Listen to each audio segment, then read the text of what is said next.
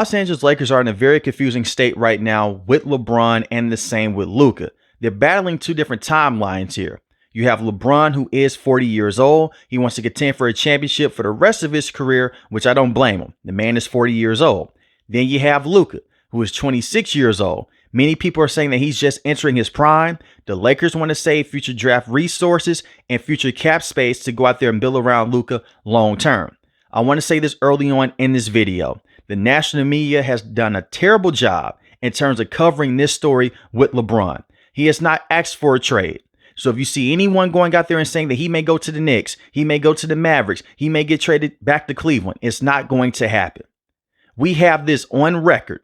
LeBron has honored his contract with every single team he's been with. Cleveland not once, but twice. The Miami Heat and the Lakers. He's never requested a trade before in his career. He's never forced his way out of a situation. Whenever LeBron has left a team, it was in free agency. That's the only time that he's done that in his career. He's never been traded. He honors his contracts. When Rich Paul came out with that statement, he was basically saying, hey, I'm all in. Let's be all in together. Let's go out there and do this one more time and let's win the championship. I'm going to opt in to my contract for $53 million. That was basically the statement with Rich Paul. But instead, everyone in the national media is making it seem like, oh, LeBron is trying to go out there and get the Lakers back for trading Anthony Davis. That's not the case. If he didn't want to be in LA, he would decline that player option. He would be on a different team right now. But playing for $53 million, it does hurt the Lakers in the short term with their cap space. But let's not act like Rob Pelinka was going to go out there and make major moves in free agency anyway. This is not a good free agency class. You had a bunch of guys that can come off the bench and give you good production.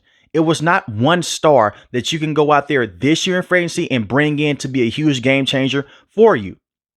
Now look at the Lakers starting lineup here. You have Luka, you have Austin Reeves, you have LeBron, Rui Hachimura, and DeAndre Ayton. That's not a bad starting lineup.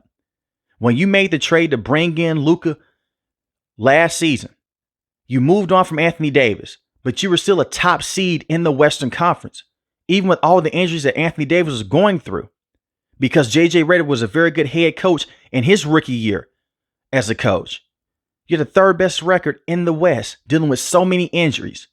So it doesn't make sense to go out there and take a huge swing in free agency and just mess up your cap space for the future and to dig into more draft resources. Let's not forget, the Lakers have went out there and they pandered to LeBron before in the past. They did win a championship in the NBA bubble, but you gave up significant young players to go get Anthony Davis in the first place. You gave up Lonzo Ball, Brandon Ingram, Josh Hart, first round picks to bring in Anthony Davis, and it worked out in the Lakers' favor. The Pelicans could not go out there and develop any of those players. A lot of it due to injuries, but at the same time, those players are not ready to go out there and win the championship anytime soon. You had Kyle Kuzma, KCP. Very good basketball players for the Lakers at the time. They panicked. There was a lot of reports that LeBron wanted to play with Russell Westbrook, the same with Anthony Davis. They traded to bring in Russ, trading more assets in the future and trading young players to bring in Russ. And Russ is not a good fit playing alongside LeBron and Anthony Davis. So in order to go out there and right that wrong, you had to make another major trade to get off of Russ, to bring in D'Angelo Russell and to bring in Rui Hachimura. So you're constantly making trades over and over again, and it's hurting the chemistry with your team. Right now, the Lakers, they need to be a stable organization, especially with brand new ownership. And it's the same ownership that owns the Los Angeles Dodgers. They could go out there and they could pay the luxury tax. But why do that with a team that was just one center away from potentially going to the second round last year in the NBA playoffs? Just a couple months ago. This team got smoked by the Minnesota Timberwolves in the first round. They lost in 5 games, not because Anthony Edwards was going crazy every single night, and the same with Julius Randle. They had a very good series, don't get me wrong. You lost this series if you're a Lakers fan because J.J. Redick was a stubborn head coach. He didn't want to play Jackson Hayes. And it was also because of this. You traded Anthony Davis to bring in Luka. That left a huge hole in your front court. Coach Chris realized Rudy Gobert is a bad offensive player. But they don't even have a 6'10" guy on the court to guard him right now. A bunch of live passes, Rudy get to the rim. Rudy Gobert had a 20-20 game. If you pay attention to basketball, even dating back with the Utah Jazz, Rudy Gobert is not a good offensive player. He has some of the worst hands in the NBA. But yet this man is going out there looking like primetime Shaq against the Lakers. That's embarrassing. And it was because Luka and LeBron were terrible offensively. They had some good offensive games against the Timberwolves. Your defense hurt you. You didn't have a consistent big man down low. So Rudy Gobert took advantage of that. And he will never have another game like that ever again in his career. So you bring in DeAndre Ayton.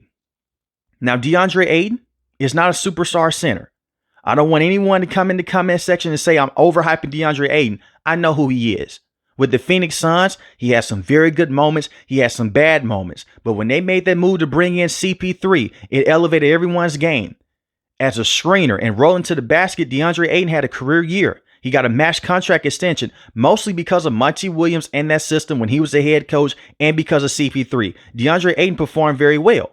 He made his feelings known. He wanted to get a major contract extension. He wanted a max contract. It's the reason why they selected him with the first overall pick many years ago. Many scouts compared him to be the next Hakeem Olajuwon and to be the next David Robinson. And that was fair at the time. He was a monster at Arizona. But he had so many inconsistent moments. But he gave you effort, especially when they went to the NBA playoffs and they went to the NBA Finals against the Milwaukee Bucks. DeAndre Ayton gave them effort week in and week out, day in and day out. He got that max contract. He got lazy. And he had a lot of problems with Monty Williams on and off the court. So they traded him away to Portland. They were done with him. And they were done with Monty Williams as well. And let's not act like the Phoenix Suns have made a lot of good decisions over the last few years. This is the same organization that traded assets to bring in Bradley Beal, who has a no trade clause. They're talking about buying him out right now within the next few weeks. They trade a lot of young assets to bring in Kevin Durant. They went from being one of the best teams in the Western Conference to one of the worst teams in the Western Conference. That's not all on DeAndre Ayton. That is a bad organization. And before they hired Monty Williams, they were in a tough spot in general. He goes over to the Portland Trail Blazers. This is not a situation with Portland to where DeAndre Ayton gets to play with Dame. He gets to play with CJ McCollum. This Portland team, they're a rebuilding team. It's an awkward fit. Now, he's still young enough to go out there and gel with them. But once again, the effort wasn't there. And he did have some moments that made you scratch your head. But when the moments were good, they looked really good. He's had games with Portland, 25 points in a matchup, 13 rebounds, 3 blocks. He's capable of giving you that. But he was asked to be the number 2 guy alongside Devin Booker. He was asked to be the star center with Portland. They don't need him to be a superstar in LA. You have LeBron, you have Luka, you have Austin Reeves. All they need him to do is set hard screens for LeBron, set hard screens for Luka, which he's done before in the past for Devin Booker. He's done before in the past with CP3, even dating to his time with Portland. He did that with Scoot Henderson, setting those hard screens and for Shaedon Sharpe and rolling to the rim and finishing those live passes. That's what they need him for. The offense is going to be there with DeAndre Ayton. And I'm going to say this as well. The man is averaging 1.53 free throw attempts in his career. That's crazy for a big man. He should at least be averaging 4 to 5 free throws a game. He needs to be more aggressive down low, but he's 26 years old. I don't expect for him to become primetime Shaq, to be just very aggressive, getting to the rim and drawing contact. He doesn't like contact, and it's crazy because he is 7 foot tall. He is 260 pounds. You expect for him to go up there and to just dominate on the offensive end. He likes to shoot a lot of mid-range shots, a lot of pull-up jumpers, and a lot of floaters. That's what he is offensively. Maybe JJ Redick can go out there and force him to just go into the post and just lay the ball up, but that's not his game. But in terms of getting to the rim off those screens, he's going to fit. But defensively, that's where you want DeAndre Ayton to have his biggest impact on the court. And this is why I say this. When you trade away Anthony Davis, it really hurt you on the defensive mark. You did have Dorian Finney-Smith, who was a very good 3-and-D player with LA. But besides Dorian Finney-Smith, Jared Vanderbilt was your second best defensive player, and he's dealing with a lot of injuries over the last 2 years. He's not consistent. You had a lot of opportunities last year to stop guys at the rim, but there was no consistent big man. Maxi Kleber, Jackson Hayes, who was going to return on a 1-year deal, those are not very good defensive players. DeAndre Ayton, he's going to have to go out there and be that very good rim protector that he was for the Phoenix Suns. Now for Portland, he has some good moments. He has some bad moments. I'm going to compare him to D'Angelo Russell here. If you hate D'Angelo Russell as a Lakers fan, you may hate DeAndre Ayton because when he's red hot, he's hot. But boy, when he's cold, he's cold. And it's going to be a lot of times this year to where Austin Reeves just can't keep up with some guards in the backcourt. The same with Luka, the same with LeBron. They're going to have a lot of opportunities to get to the rim. DeAndre Ayton's going to have to go out there and meet them at the rim. He's going to have Rui Hachimura to go out there and help him as well. But a lot of the time, he's going to be on the island by himself. And that's just because of how good your offense is. You don't have two-way players on the Lakers right now.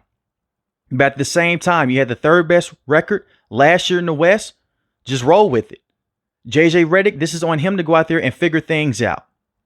But they should have never lost the way that they did to the Minnesota Timberwolves with Rudy Gobert having a 2020 game. I'd rather for Anthony Edwards to go out there and score damn near 50 points. And I'll say, you know what? It's Anthony Edwards. He's one of the best players in the league. I'd rather for Julius Randle to have a 40-point game than to have Rudy Gobert go out there and have over 20 points in a matchup and have over 20 rebounds. It made Shaq sick when it was NBA on TNT because he hates Rudy Gobert. This man looks so pissed off. And everyone is saying, play Jackson Hayes. You even have Laker fans in the building at that time. They're chanting Jackson's name to just put him on the court, not because he's this great player, because he has size. At least he can body up with Rudy Gobert. He can contest with some of those shots at the rim. But now you have that with DeAndre Ayton. Go out there, give him the big time minutes, and if he can't work out with LA, his career may be over. If he thought playing for Phoenix was tough on his mental health, and the same with Portland, and I don't say this in a joking matter, if he doesn't perform well with LA, it's going to be 1,000 times worse, especially in this market. But if he performs very well, Laker fans, they're going to love him. I'm rooting for DeAndre Ayton. I really am. Because what he was able to do early on with the Phoenix Suns and what he was able to do at Arizona before he came over to the NBA, the talent is there. He just has to be better as a player. Now back to the rest of the starting lineup here. Rui Hachimura, he's solid. It is what it is with Rui. He's not a bad player. You have three very good offensive players. Luka is a great offensive player. The same with LeBron. Austin Reeves, very good. I won't say that he's a phenomenal offensive player. All three of these players will give you very good offensive moments. You should have a top offense in the NBA. And we got to see it last season with LeBron playing with Luka. Every single game, they got to build that chemistry. They perform better and better. And it wasn't a situation to where Luka's holding on to the basketball for 14 seconds in the shot clock. He's passing the basketball to LeBron. LeBron's passing the basketball to Luka. You have Austin Reeves wide open in the corner, shooting threes. The offensive sets and the adjustment that JJ Redick was able to make this previous year, I loved it. Continue to build on that. And we got to see Austin Reeves be fully unlocked even before they made the trade to bring in Luka. The man averaged 20 points a game, 5 rebounds, 6 assists, 46% from the field. 38% from three. He can create his own shot. He can take pressure off of LeBron. He can take pressure off of Luka. Having these three players is amazing. All of them can take pressure off each other. Luka hasn't been the healthiest over the last few years. Knee injuries, calf injuries.